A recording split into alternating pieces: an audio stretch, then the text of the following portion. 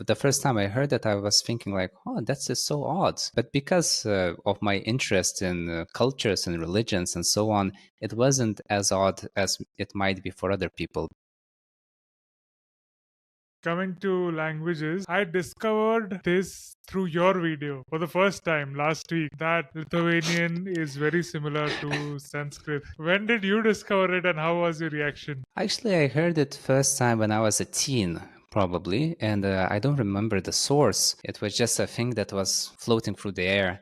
And the first time I heard it, I was thinking like, oh, that's just so odd. But because of my interest in cultures and religions and so on, it wasn't as odd as it might be for other people because I know that the Baltic pre-Christian Baltic religions, the pagan religions, are quite similar to Hinduism. But that's not anything very surprising because if you look into Nordic mythology, if you look into Germanic mythology, also Slavic and Baltic, they do share a lot of commonalities with Hinduism. Maybe because of the Proto-Indo-European language family and the groups, I am not so certain why.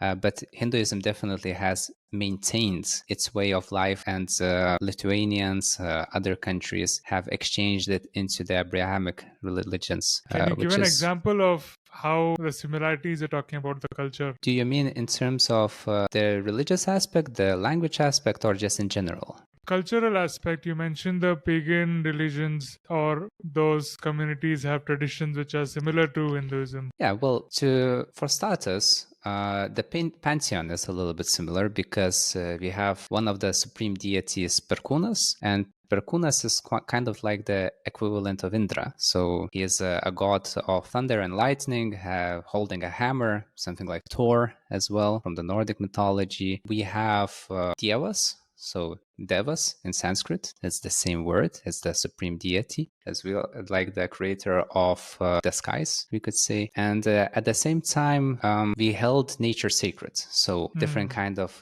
aspects and death by fire. So if a person is most of the time in the old days, people were burned because they felt like it was purifying their souls, so to say.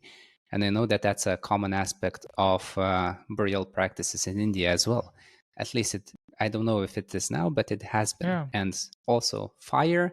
Fire in Sanskrit, I know it's Agnis, and in Lithuanian it's Ugnis. So it's also the same, or at least a very similar word. So different kind of ritual practices, offerings as well, making offerings to the gods, making offerings to the nature. So it was kind of believed.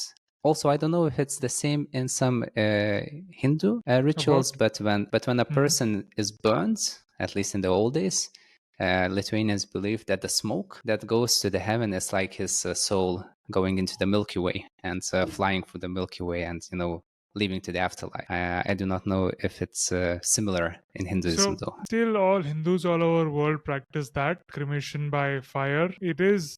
I don't know about the belief of smoke rising and going into the galaxy, but what I have learned and observed and talked to my family and other religious leaders is the belief that we come from 5 elements: fire, earth, water, ether, and air, wind. So, burning or this kind of cremation gets those all elements back. So, your body is made by these 5 elements, and by that process of fire, you're going back to them. So, you go back into the air and ether, and whatever the remains are, the ashes and bones are, how do you say, put into water, into flowing water like river.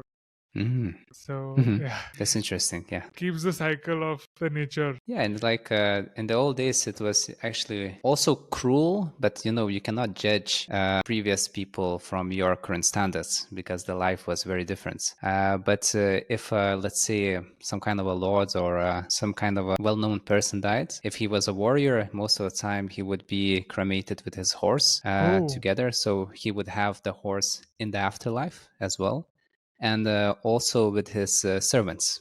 So like his number one servant or even a couple of servants, also with his most luxurious things, everything would be put into his death place. So so he could. all the horse and the servants you mentioned were burnt alive. I'm not certain if they were burned alive, if they were made as a sacrifice before, if they if they killed themselves or someone else did the bidi. On those details, I'm not 100% sure. But the fact that they were traveling with their lord into his afterlife, that was a fact. But it's also similar to ancient Egyptian rituals of death. That's it might be worldwide, maybe from like the peoples that lived before. It's very interesting when you look into it, because those are very different regions, but the practices are very similar. Watch full podcast on Rocklaz. Rocklaz Radio. Rocklaz. Rocklaz. Rocklaz Radio with Tanmay Shah.